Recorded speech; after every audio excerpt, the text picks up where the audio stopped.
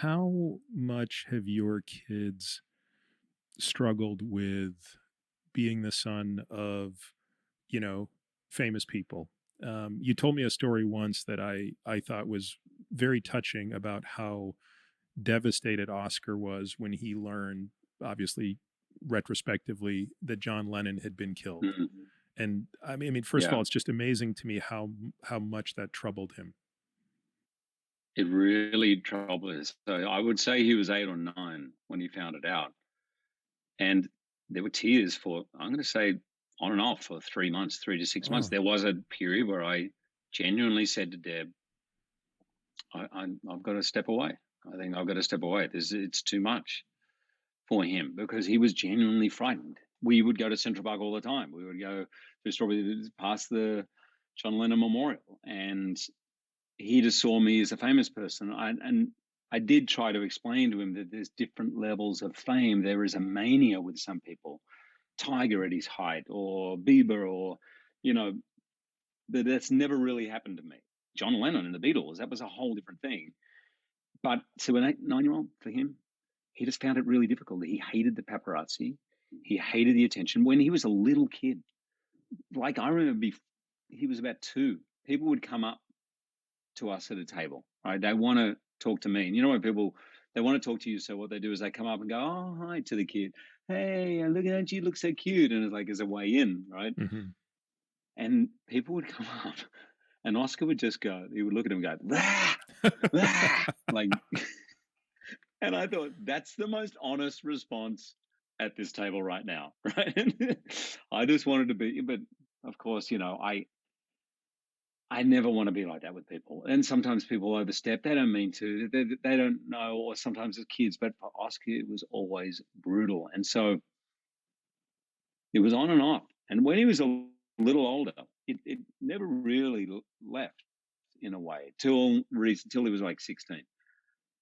He would, if I said, Oscar, I need you to, why haven't you cleaned your room? You got to clean your room. Why haven't you cleaned your room? He goes, well, why would I listen to you when you won't listen to me? And I would say, what do you mean? He goes, well, you won't stop acting.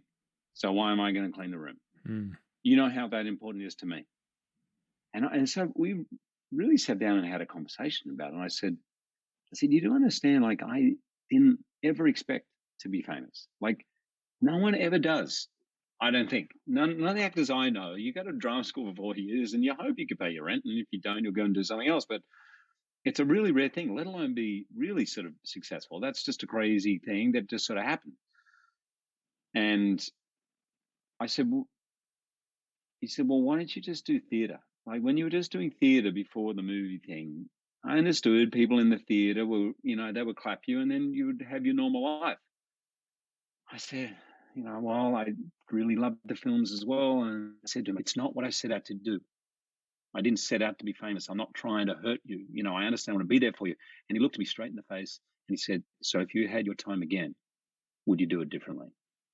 And I'm going, I was like, wow. I said, that's a really confronting question. If I knew what was coming and how it might impact you, I said, I would find it really difficult. I might have done things in a different way, but I said, I probably honestly still do it, Oscar. And not for the fame or the money, but because the people I get to work with, I pinch myself every day. Like I'm having the most amazing time. I'm working with incredible people. So imagine it's something you love to do, and all of a sudden you get to work with other people who you just can't believe every single day. I said, it's so fulfilling to me. I never really got it. But I remember thinking that's a really brilliant question for a 12, 13-year-old to ask. It was a really difficult time. And I remember there was a period where I thought, if I was truly loving, I should just drop it. Mm. For whatever reason, it's just too much for him to bear. Avery, on the other hand, has always been really balanced about it. And I'll tell you a funny story about that. We arrived in Australia after a 24-hour flight from New York. And once we got through customs, there were a lot of photographers. So the way we would handle that is I would separate myself.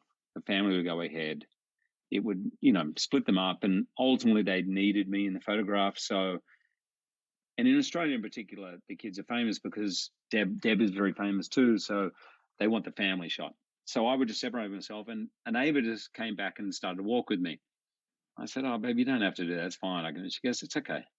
I said, "We're walking along and they're taking photos of us." And I said, "How is this for you? Like, would you prefer that I was just an accountant like my dad and you never had to go through this?" And she said, "Dad, we just got off a first class flight on Qantas from New York to Sydney.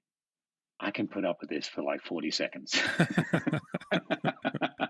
And I thought, she's just sort of super, super balanced about it and kind of gets it. She's just always seen all right, there's a bit of a trade off here, but no, I'd still prefer to fly first class for 24 hours and put up with 2 minutes here. Yeah. And then I've been lucky in the paparazzi thing, just to follow up. Now, I remember we came straight from the airport. I was super worried, and we were going down there to shoot a movie. So I was there for 12 months. They all followed us. I'd rented a place, and I'm like, oh, they know where I live. Of course, they're going to know where I was renting. And we pulled in, and I could see behind me 15 photographers. And I thought, and Oscar was dark. He was dark, and I thought, oh no, we're back home. We've got a year here with my family, with his cousins, with everything. So I just said, everyone go, yeah, okay, you guys go inside. And I said, I'm going to unpack, but I wasn't going to unpack. I went out of the garage and I went out onto the street and I started walking towards him. And you could see the cameras come up like, oh, this is great. He's going to confront us. Yeah. He's going to, this is like gold for them. That's what they want, right? And one guy, Shane, I said, hey, Shane. And he puts his camera, he's sort of like the most senior guy. I said, can I have a word? He comes over, they all put their cameras down. They didn't quite know. I said, dude, we're here for a year. I said, you could see the airport. Like, this really, really bothers my son, which means it really, really bothers Deb and I. And I don't want to get in a situation where we're hiding inside a house in Australia. And I said, but I understand you need something. So what do you need? And he goes, we need you at the beach with your shirt off. I said, I'll see you there, Bondi, tomorrow morning, 8:15. So I literally had just made a deal. I felt I made a deal with the devil, but I thought in the second, I thought, okay, this is the lesser of two evils, I guess. So I went down the next day and I trained with my mate, Mike. And I said, Mike, I'm sorry, but I have a feeling there's going to be some photographers when we get into and he was hilarious. He goes, awesome, because I've never looked better. Like, he's the same age as me, completely ripped. And so he's like, bring it on. So we go out there. It was the most uncomfortable 20 minutes of my life because there were 15 of them and they were in the water up to their waist. Like, it wasn't like we're on the beach. I'd given them this permission and I was like, what have I done? What have I done? This is so embarrassing. So I have a swim. I catch a couple of waves. I come back in. Shane just nods at me and I said, we're good. And he goes, we're good. To their word, never saw him again for 12 months. Wow. Not with my family. Like, they would take me occasionally, like if I was somewhere, I get that. That's fine. I can live with that. So that was my little deal with the devil, which worked out well. There was, I thought, some honor amongst them, and I was pretty impressed that they kept that for 12 months, and it would end up being a great year for us.